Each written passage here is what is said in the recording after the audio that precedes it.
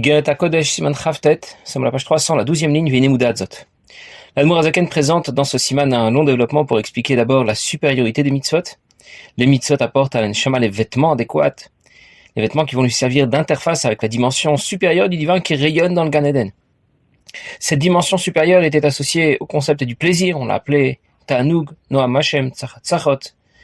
Et les mitzvot sont l'expression de la volonté de Dieu, mais cette volonté dérive de son plaisir. Les mitzvot sont donc bien compatibles avec le divin qui brille dans le Gan Eden. En même temps, elles sont aussi compatibles avec la Neshama et la création, puisqu'elles se pratiquent dans le monde de la création, dans ce monde matériel. Et les mitzvot seront donc l'interface adéquate, appropriée, qui va assurer la liaison entre la Neshama et le divin. L'Admour Hazaken a ajouté ensuite que les mitzvot étaient comparés à des colonnes bidirectionnelles, qui assurent la liaison entre le sol et le plafond. Ces colonnes seront le vecteur de la lumière qui va éclairer la Neshama, du haut vers le bas. Et elles seront aussi le moyen pour la Neshama de s'élever vers le divin, du bas vers le haut. L'Admour Hazaken a ensuite précisé que la kavana, la motivation, l'intention qui accompagne la pratique des mitzvot va leur apporter une valeur ajoutée énorme. Alors après cette introduction qui souligne la supériorité des mitzvot, nous allons pouvoir répondre à la question qu'a posée l'Admour Hazaken au début de notre siman. Le pasuk dit « Esh et trahi la teret bala » une femme vertueuse est la couronne de son mari.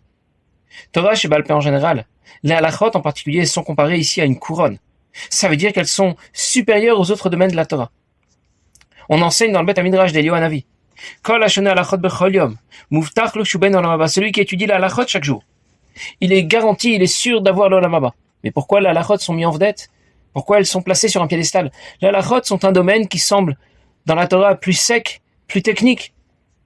Et maintenant que nous avons compris la supériorité des mitzvot, comme l'Admour Hazaken nous l'a expliqué, nous allons aussi comprendre la supériorité des halachot, puisque la halachot définit justement le cadre d'application des mitzvot dans notre monde.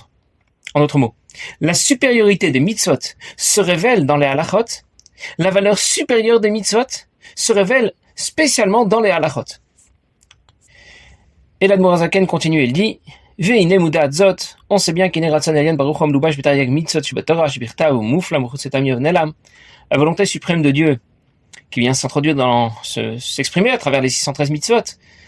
Dans Torah Sheb'Chtav, cette volonté est cachée, elle n'apparaît pas clairement. Velom Yitgaleh la Torah Sheb'Al Peh, elle ne se révèle que dans Torah Sheb'Al Peh et plus spécialement dans la halacha, comme au mitzvah tefillin.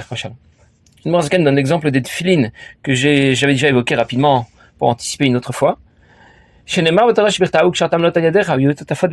écrit dans la Torah, tu les attacheras en signe sur ta main. Ils seront placés entre tes yeux. C'est une parole, c'est une expression que l'on trouve dans la Torah qui est obscure. Chez l'Opiresh Hakatuv Ech ou Malikshor. La Torah ne dit pas quoi attacher, comment attacher. Mo totafot, on ne sait pas ce que sont que les totafot. Entre tes yeux, à quel niveau? Sur ta main. Jusqu'à ce que vienne Torah chez Baal Peh, la Torah dans sa dimension orale, les halachot, et on nous explique qu'il faut qu'il y ait un boîtier attaché sur le bras, 4 boîtiers fixés ensemble, liés ensemble sur la tête, et à l'intérieur se trouvent écrits les 4 parachutes, Kadesh Vayaki Yeviacha, Shema Yisrael Vayam Shamoa, Babatim Yume Or Meubad, et ces boîtiers doivent être faits en cuir, du cuir qui a été tanné lishma. Pour la mitzvah murubaim dafka, ils doivent être carrés. Kusharim biutzot shel or shchorot dafka. Et on doit les attacher avec des lanières de cuir, des lanières qui doivent être noires, précisément. Chol shabrat halachot asiyat tefillin. Shenemru Baal Peh étant de halachot, qui font l'objet de plusieurs simanim dans le Shulchan Aruch. Depuis siman lamed bet jusqu'à lamed vav, et qui nous parle de la façon dont on doit écrire les tefillin, dont on doit accomplir cette mitzvah. Mais tout cela n'apparaît pas dans Torah Sheb'Chtav, dans la Torah écrite. On s'y trouve qu'un seul pasuk qui nous dit que nous devons les attacher sur notre bras et les mettre en signe entre nos yeux. Et il fallait donc que le Shulchan Aruch nous explique précisément de quoi relève cette mitzvah. Vayatra yazroa, la main, ce n'est pas là sur la main qu'on doit attacher les tefillin, mais sur le bras. Le kafayad n'est pas sur la paume de la main. Venenecha zekot kod v'la metzach entre tes yeux, ce n'est pas sur le front, mais au-dessus du, ce n'est pas sur le front, mais au-dessus du front, sur le crâne. Chen kol mitzvot sheba Torah. Et c'est vrai pour toutes les mitzvot de la Torah. Sans l'éclairage de Torah Sheb'Al Peh, Torah Sheb'Chtav reste très obscure. On ne sait pas ce que Dieu attend de nous. On ne connaît pas la volonté de Dieu. Elle n'apparaît pas, elle ne s'exprime pas dans Torah Sheb'Chtav. Elle s'exprime uniquement dans Torah Sheb'Al Peh. Ben mitzvot assez, ben mitzvot lo assez. Il peut s'agir de mitzvot positives ou négatives. Enan gluyot viduot umfurashot. Et là, l'idée Torah Sheba'al Peh. Il n'y a que Torah Sheba'al Peh, la Torah orale, qui vient décrypter le message de Torah Shebirtav et vient nous expliquer clairement quelle sera la volonté suprême de Dieu. Par exemple, donne un autre exemple. Shabbat, la Torah nous dit, tu ne feras pas de travail. Pas de problème, je ne vais pas déménager Shabbat. En vérité, nous savons bien qu'il ne s'agit pas de ça. La Torah n'explique pas quels sont les travaux interdits Shabbat. Torah Sheba'al Peh Torah Sheba'al Peh vient nous expliquer qu'il y a 39 travaux interdits, ceux qui étaient pratiqués dans le Beth Amikdash et qui sont donc interdits Shabbat. Il ne s'agit pas de déplacer simplement de grosses pierres, de grosses poutres, des poutres lourdes. C'est-à-dire que la notion de travail ne se définit pas comme on l'entend. Le jour du Shabbat, un travail est interdit comme la Torah définit ce qu'est un travail. Pas Torah Shebirtav, la Torah Shebirtav ne le définit pas, mais seulement Torah Sheba'al Peh. Kayotze bahen en kol mitzvot ben mitzvot aseh, ben mitzvot lo taseh, stumot v'lo mfurashot ugluyot viduot, et la l'idée Torah Sheba'al Peh. Et de la même manière, toutes les mitzvot positives, les mitzvot négatives, sont assez obscures. On ne comprend pas ce que la Torah attend de nous. Lorsqu'on lit Torah Shebirtav, et ce n'est que Torah Sheba'al Peh qui nous permet de connaître précisément ce que Dieu attend de nous. Tout cela veut nous dire que les halachot ne sont pas qu'une béquille technique pour nous expliquer comment procéder, comment pratiquer les mitzvot. Les halachot permettent une connexion directe avec la dimension la plus haute du divin, que l'on a associée au Ratzon, le concept de la volonté, ce concept qui dérive lui-même du Ta'anoug, le concept du plaisir. Elles nous permettent de connaître précisément la volonté de Dieu. Elles révèlent la volonté suprême de Dieu qui était cachée dans Torah Shebirtav. Et c'est pour ça qu'elles occupent une place de premier ordre. C'est pour cette raison que le passouk les compare à une couronne, ce qui est au-dessus de la tête. Eshet Chayil, Ater et Bala. Une femme vertueuse est la couronne de son mari. Ou Mishumachi, Ktiv al Torah Sheba'al Peh. C'est pour ça que c'est écrit au sujet de Torah Sheba'al Peh. Al Titosh Torah Timecha, n'abandonne pas la Torah de ta mère. C'est rapporté dans le Zohar. Torah Sheba'al Peh est comparé à une mère. Shumshal, derech mashal. Il donne l'exemple. Comment chez Kalevre Avlad Klulim B'tipat Ha'av Behelem Gadol. Tous les membres du corps d'un enfant sont contenus dans la cellule que le père apporte. Elles sont incluses et contenues dans cette cellule, mais elles ne s'y développent pas.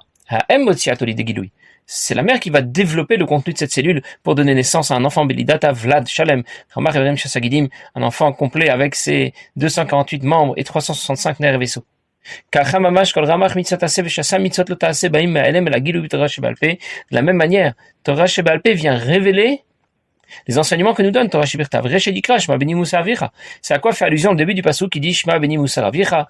Écoute mon fils le Moussar, le moral de ton père, le père qu'a Torah Shebirtav. Présente ici Torah Shebirtav, la Torah écrite de Nafka mechokma ila nikret b'shem Av, qui provient de Chochma et qui est appelée Av. Torah Sheba'al Peh est comparée à la mère. On l'a aussi comparée à Bina, la compréhension, qui correspond au développement d'une première idée. Torah Shebirtav est comparée au père. Il s'agit de Chochma, première idée.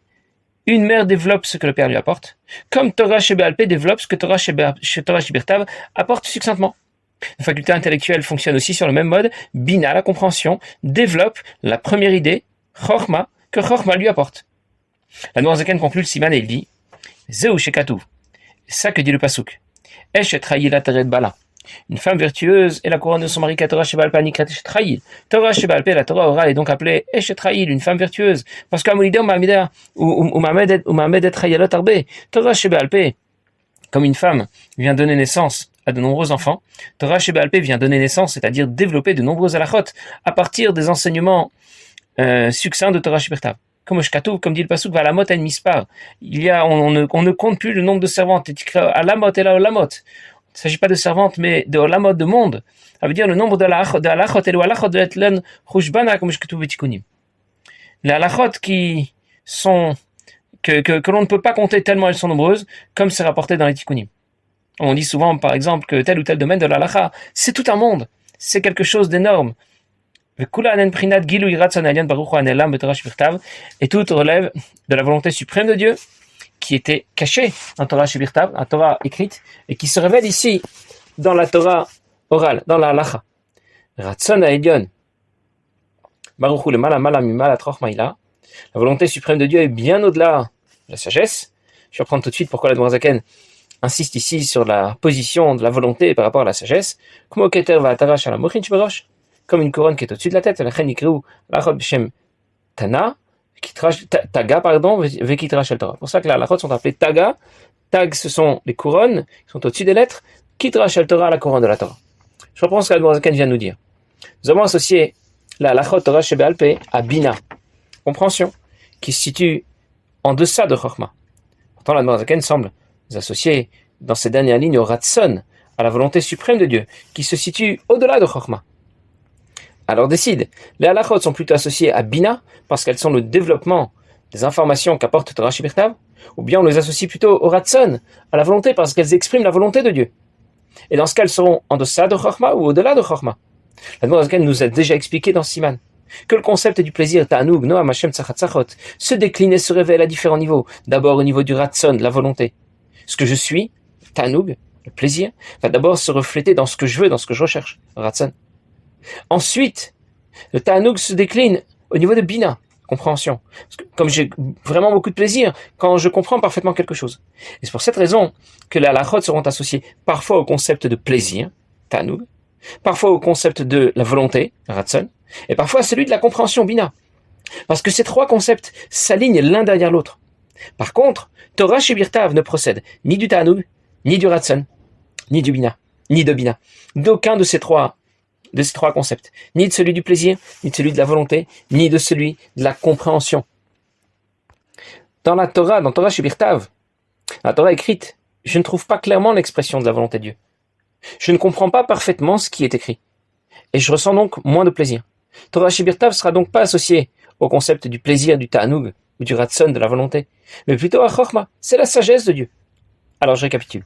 Les halachot appartiennent à Torah Sheba'al Peh, la Torah orale. Elles procèdent de Bina, Ratson, Ta'anug, concept de compréhension, volonté et plaisir. Torah Shebirtav procède de Chokhmah. Et les concepts de Ta'anug et Ratson sont effectivement supérieurs à Chokhmah. Nous avons donc bien compris pourquoi Torah Shebirtav est comparée à la tête, Chokhmah. Pourquoi les halachot sont comparés à la couronne qui est au-dessus de la tête? Parce qu'on l'a associé au Ratson et au Ta'anug. Les halachot sont supérieurs à Torah Shebirtav, comme le Ta'anug Ratson est supérieur à Chokhmah, comme la couronne est au-dessus de la tête. Et l'Admor Zaken termine, va shoner halachot muftach lo shuben olam haba. J'ai rapporté ce qu'on enseigne ici dans le Bet HaMidrash d'Eliyahu Hanavi, celui qui apprend des halachot, il est garanti d'avoir l'olam haba, il tapshut nefesh ruach neshama shelo, parce que son nefesh ruach neshama, différentes strates de sa neshama vont être enveloppés, vont s'habiller, Beratson Haïlion, Baruch Hu Kanal, la volonté suprême de Dieu que l'on a associée ici aux mitzvot. Et les mitzvot seront donc l'interface adéquate par rapport au divin qui rayonne et qui brille dans le Gan Eden. Celui qui apprend des halachot méritera le Olam Haba. Ici, Olam Haba désigne le Gan Eden. Les halachot définissent le cadre de la pratique des mitzvot. Les mitzvot que l'on accomplit seront les vêtements de l'âme qui serviront d'interface pour faire la liaison entre la neshama et le divin. Alors, en conclusion, avant d'apprendre ce siman Raftet, on aurait pu imaginer que l'étude des halachot, c'est un peu sec, un peu trop technique. Ce n'est pas magnifique et extraordinaire. Ça ressemble plutôt à un code civil. On aurait pu penser qu'on y trouve moins de profondeur, moins de hauteur par rapport à d'autres domaines de la Torah qui sont plus intéressants, un grand pile-poule dans la Gemara ou des Midrashim. On aurait pu faire l'erreur de croire que la halachot ne représente que la notice des mitzvot, la béquille technique qui nous permet de pratiquer les mitzvot.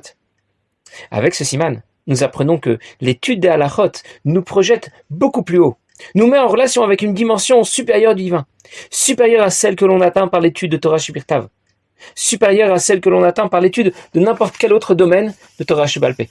En d'autres mots, l'étude de Torah Shebirtav nous met en relation avec certaines dimensions du divin. Chokhmah, qui appartient au cadre du Seder Ishtalchelut, de la création. L'étude de Torah Sheba'al Peh et d'Halachot en particulier nous met en relation avec un niveau du divin supérieur que l'on a associé au concept de Ratson et Ta'anug, de volonté et plaisir, c'est-à-dire avec un niveau du divin qui est bien supérieur à Chokhmah, et c'est pour cela qu'on l'a comparé à une couronne. Passez une bonne journée.